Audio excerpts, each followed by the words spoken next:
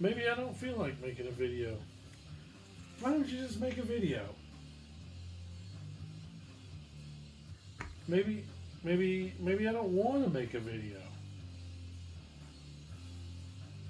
You've already touched the button. What did you say my name was? Tyler Durden. Hey, what's going on, VC? YouTube, it's the Zonk Man here. Having a little fun. Oh man, it's been a while. Yes. The only thing I'm consistent at is being inconsistent. Yeah, don't ask me what's been going on. Whoa, where'd all the records go? Whoa, yeah. So the music room has been kind of in disarray. That's probably my main excuse for not doing a video or whatever, or showing you guys what's going on. It's starting to go back together. I still got to put finishing touches on it, but at least I ran out of room, so I had to make some new shelves and stuff. Need some more space. Anyway, we're not going to talk about that on this one. What are we talking about, man? I don't know, man. We're just chilling, drinking a little bit. Just got finished with the Hydra sessions. Thank you, Aaron, at Mr. Bizarro. If you're not familiar with that channel, you need to check that out in the Hydra sessions. He had Mikey Bananas from Grown Man Record Night on for a special guest. So that was cool or whatever. So what's been going on? Let's see. What am I going to talk about? Okay, so I made it to Noble Records. The 3-year anniversary drop. So we're going to show what I got from that. Talk about that a little bit. Finally went to some shows. I have not been to a show since pre-vid. So I've been to a couple of shows now this past month of October. We'll talk about that, and we won't talk about where all the records went. No. The records are just over here. But maybe we'll do a room tour so you guys can kind of see what's changed a little bit. I'm still getting used to it or whatever. I do like it, getting used to the new setup on the music room and stuff. You guys know, it's always a constant thing moving around. All right, so we're 3 minutes in. Let's go ahead and we're going to talk about. So I went down to Noble Records for the 3-year anniversary drop. What Saturday was that? October 7th, maybe. I'm not going to be very good. I'm not going to be 100% on my dates. But anyway, you know it's a Saturday. So anyway, the only person to talk to a little bit about was Eric Weinbender, and he said that Dave was definitely going to be there. So I need to look out for Dave. And if you're not familiar with Dave, that is the VC ambassador. So, of course, what have you, I'm here in Winston. Got to go down to Matthews, North Carolina, which is basically Charlotte. It's a little over an hour and a half or whatever, you know. I always, it's so far, but it's really not that bad a trip at all to make, you know. I should do it more often instead of like once every year and a half or something like that, what it's been. So I go down there, of course, crazy drop. I forget what the premise of the collection even, because he did get he bought a big collection and it was like going to be all this stuff, but it wasn't like just metal or just this. There was some metal stuff in there, but it was like some 90s stuff. It was kind of an eclectic collection. But anyway, okay, so go down there. I think I only show up like 30 minutes before, so it's like 9:30 or whatever. He opens at 10. And the line is crazy. It's like record store day line. It's like, good Lord, I didn't know it was going to be this long, you know. I might have been 30th if I was lucky, something like that. Anyway, so of course, you know, the Zonk Man, he gets in line. He checks out the guy. There's already somebody showing up behind him, so So the Zonk man starts blabbering, hey, yeah, what's going on? Hey, what are you getting? Yeah, come here for a few records. I said, my main thing is the farm reissue or whatever, you know. Came down here. That's what I made the trip for, to get that farm reissue. And then I had eyeballed a couple of other records that I was hoping were still going to be there. And of course, I'm talking, yeah. You know, these cats are local Charlotte, so you know they're like 5-10 minutes around the corner. I said, yeah, I came from Winston. They're like, oh yeah, wow, you came all the way down here from Winston? Yeah. And then somebody spoke up and said, Winston-Salem? And it was freaking Justin, Fluffhead, man. I hope you're watching this video. He had made the trek down from Winston, and it was like, oh man, you made that. We should have communicated, where maybe we drove together or something like that, you know. So I hate that didn't happen, but so yeah, we chitty chat. It made the 30 minutes before Dylan opened the doors go by real quick. So, and he just lets everybody in. You just boom. You bum rush. You go where you go, because he'll put big stuff up on the wall. He has his bins there in the front that are like new arrivals, and then he did a ton of stuff that was just crates laying about that was part of this collection. So it was really enough room for everybody to kind of bump elbows and start digging, plus another section around the side. So I'm never organized when I go in there, because I don't go down there enough. So I'm like clueless as like, where do I need to be looking? And come to find out, like I dug over here in this crate and dug like maybe 4 crates in a row, and then was messed around, and then said, well, let me go ask Dylan, just where's the farm reissue? He's like, oh, I forgot to put those out, and he's sitting there like pricing them. Oh, you want one? yeah, that's what I came down here for. You know, and he's cool. He's like, oh, Zonk man, cool man, I appreciate you coming down here. So get the farm record. Talk to Dave, the VC ambassador, because we bump into each other while we're digging, type of thing. I had found one other record other than the farm record I was looking for, and he's like, "What are you down here for?" I was like, "Man," I said, "I really wanted that Stevie Ray Vaughan in step, but I don't know where that's at, you know." And so I'm talking to Dave, and this guy's like right here, and he's like, "Oh, the Stevie Ray Vaughan, it's right over there." I was like, "Oh man, did somebody get it?" He's like, "You got it already?" He's like, "No, I had it in my hand, but I decided not to get it, so I put it right back." So he literally like took me over where he put it back, and we're like kind of breaking in line where these people are digging in the 4 rows or whatever, and they're like, "Oh, you know," it's like, I just want this one record, man. I'm not trying to break in line or anything. So dude told me, he said, "Yeah, right here, dude, I put it right back." I was like, and the person that was digging right there said, "Do you want?" No, I didn't want that record. So of course I scooped it up, Stevie Ray Vaughan instead, which I don't know why I'm talking about it before I show it. I'm telling you all the records before I even show them. So we might as well show them. Well, here it is. Farm reissue. Killer to get this. It won't come out. It's the yellow Noble Records exclusive. It's got like a fake Obi. Killer to get this. Of course, if y'all aren't familiar, Farm is this huge grail. There was only like 100 or 150 copies pressed or something like that. If you find it, it's going to be a couple $1,000s. Insane stuff. So definitely had to get the Farm reissue. And I'm going to go ahead and show the Stevie Ray Vaughan. I grew up to this cassette when it came out. It was something that my dad brought home. Said, "Yeah," because we listened to Couldn't Stand the Weather and some other stuff. So I already had some Stevie Ray Vaughan on cassette. This is killer if you're not familiar.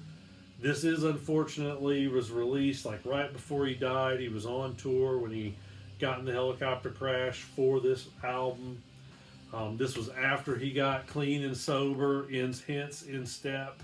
There's some great songs in here about that, like Wall of Denial. One thing that's cool about this record is I remember as a kid, I always thought Riviera Paradise, which is the last song on the second side, was all it was instrumental and it was very mellow. So I was like, oh, that's kind of I wanted stuff more rocking, like The House is Rocking, Crossfire, Tightrope, all the singles that kind of came off this record at the time. That were more upbeat, more rocking, or whatever. But now I gravitate towards the second side when I listen to this. Awesome record. Everybody's familiar with Stevie Ray Vaughan. If it's not in your collection, you need something, even if it is just a greatest hits or something. If you like any kind of guitar, any kind of blues, man, you'll love Stevie Ray. So fortunately I was exposed to Stevie Ray. So in fact, I got the CD in the '90s. So I've always listened to that album. Great to finally get it on vinyl. Here's the other record. Bam, Tracy Chapman solo.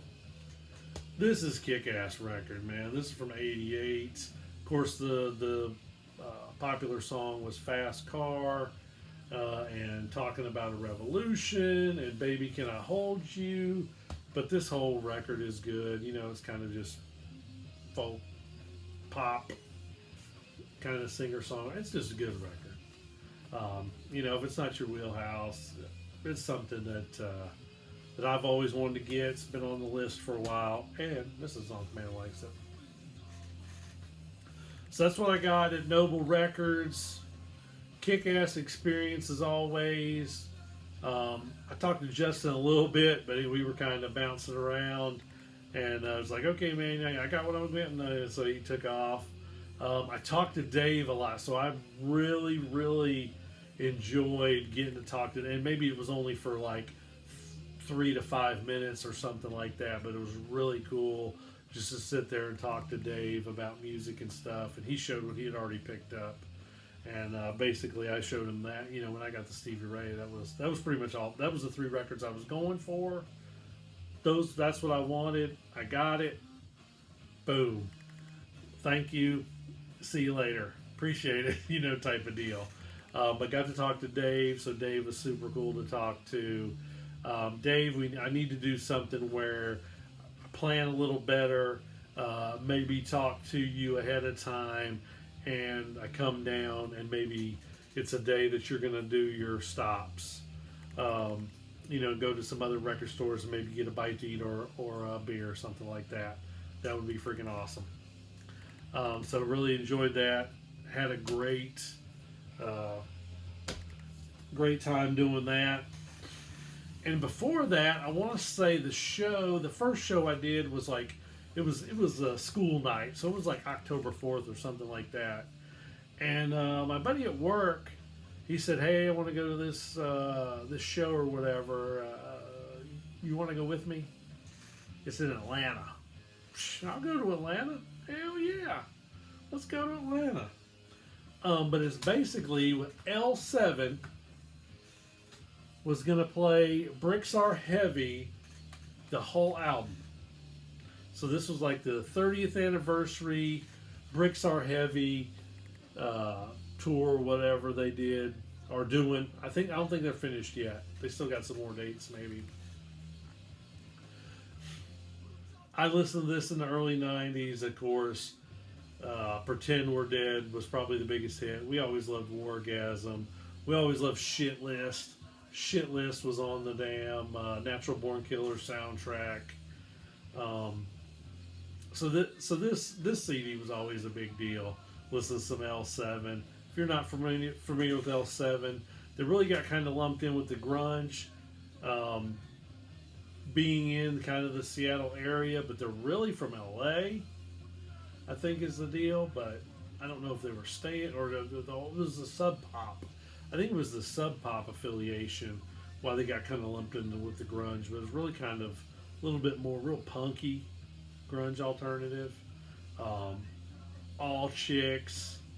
And let me tell you, that show, Danita, Jennifer Finch, Susie Gardner, they all still kick ass. They're still rocking ass chicks. And they always tell there's some kind of, there's, I think more than once they threw a dirty tampon out in the audience and stuff like that back in the day. This didn't happen at the show. In fact, I went to Buddy. In fact, I would give props. Thank you, Buddy Rob at work. I mean, he basically set the whole thing up, and it was just like show up and drive and just to go down here and experience this thing. It was at the Masquerade in Atlanta. Wow, we've went a long time if that side of that record already passed.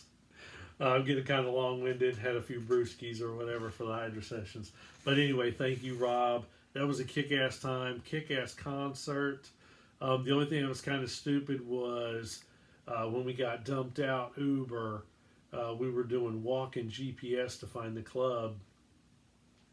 Walk right by it. What? How do you walk right by it? It's underground. It was in underground Atlanta. I don't know if you guys are familiar with it, but basically, like, there's this whole, like, a mall underground. And we didn't know where the hell we were going. So, luckily, when we walked a little too far, if we could, like, hey, we keep walking farther away. And then somebody finally pointed us in the right direction. So we got to the show or whatever. But that's kind of a little funny story about that show. But it was a killer time. L7's always been a fan of L7. Probably really just kind of paid attention to Bricks Are Heavy and the album after this, Hunger for Stink, and maybe didn't follow them too well. So I need to do some digging, get some stuff on vinyl that's been reissued. You know, like Smell the Magic and the self-titled first record and stuff like that. Let's see what else we got. So later on, the Zonkman and Mrs. Zonkman go to the beach for anniversary week. That's later in October or whatever. We're driving on the way back. You know, gotta take the whole week off for anniversary. Yeah, you might as well. So it was the whole week off.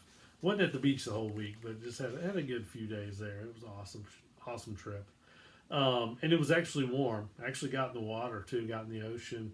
It was a little chilly, but you could get acclimated to it. And that was probably October. It was probably right on October 26th, maybe. That sounds about right. But anyway, we're coming back from the beach, and she gets a message from a friend of the family, somebody she works with. They say, hey, does Steve want to go to the show? Husband can't make it. So it's basically they were taking their daughter to see a band, and the husband ended up not being able to make it. So he said, hey, do you want to come down and kind of take his place type of deal? You know, there's extra ticket and all that stuff going on. And it was going to be in Charlotte. I said, hell yeah. Just for Greta Van Fleet, I'm just going to show this.